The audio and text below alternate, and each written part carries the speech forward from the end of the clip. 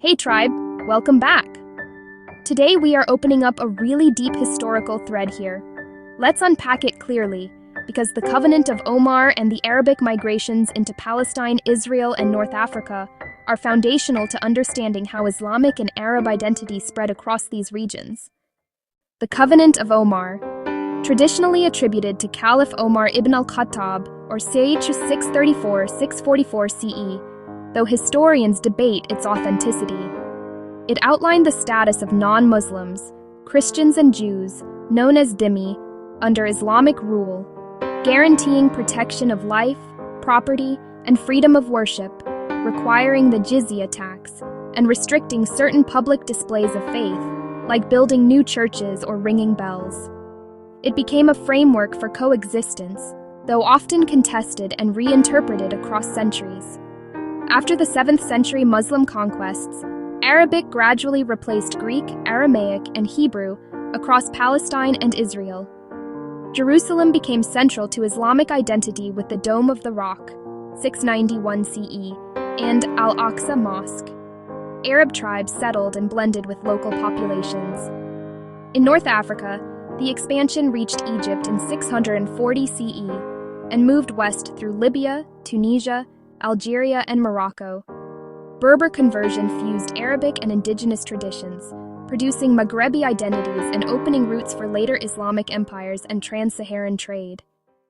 After the Muslim conquest in the 7th century, Arabic gradually replaced Greek, Aramaic, and Hebrew as the dominant language. Jerusalem became a key Islamic center, with the construction of the Dome of the Rock, 691 CE, and Al-Aqsa Mosque. Arab tribes settled in the Levant, blending with local populations, creating a layered cultural identity. The Arab expansion reached Egypt, 640 CE, then spread westward into Libya, Tunisia, Algeria, and Morocco. Berber tribes initially resisted, but later converted to Islam, becoming crucial carriers of Arabic culture. Arabic language and Islam fused with indigenous traditions, producing unique Maghrebi identities.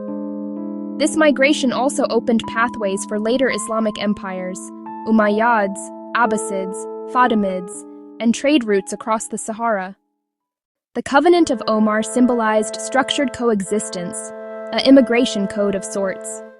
The Arabic migrations were not just military, they were linguistic, cultural, and spiritual shifts that reshaped the Mediterranean and African worlds. By the 10th century, Arabic was the lingua franca from Baghdad to Cordoba, binding Palestine, Israel, and North Africa into a shared civilizational orbit. That would soon drastically change cultural indigeneity. You're right to challenge the framing of the Covenant of Omar as purely positive. While it promised protection, it also imposed restrictions and became a tool of cultural dominance that facilitated Arab Islamic expansion into regions like Egypt and North Africa, reshaping indigenous identities. Covenant of Omar, context and impact. Origins and authenticity, traditionally attributed to Caliph Omar ibn al-Khattab, 634-644 CE, though many scholars argue it was codified later, possibly under the Umayyads or Abbasids. Terms: non-Muslims, dhimmi, were guaranteed safety, but subjected to the jizya tax and restrictions on public religious expression, e.g., no new churches, subdued worship. Function: it institutionalized a hierarchy. Muslims as dominant, non-Muslims tolerated but limited. This framework was later invoked across Islamic empires to regulate conquered populations. After the Muslim conquest in the 7th century, Arabic gradually replaced Greek, Aramaic, and Hebrew as the dominant language. Jerusalem became a key Islamic center, with the construction of the Dome of the Rock, 691 CE, and Al-Aqsa Mosque. Arab tribes settled in the Levant, blending with local populations, creating a layered cultural identity. Conquest of Egypt, 640 CE, marked a turning point. Coptic and Kemetic traditions were gradually displaced. Berber resistance gave way to conversion, and Berbers themselves became carriers of Arabic Islamic culture. Arabic fused with indigenous traditions, producing Maghrebi identities, but also eroded older African cosmologies and languages. Cultural displacement. The Covenant of Omar acted as a legal cultural lever, ensuring coexistence but subordinating indigenous traditions. Language as power.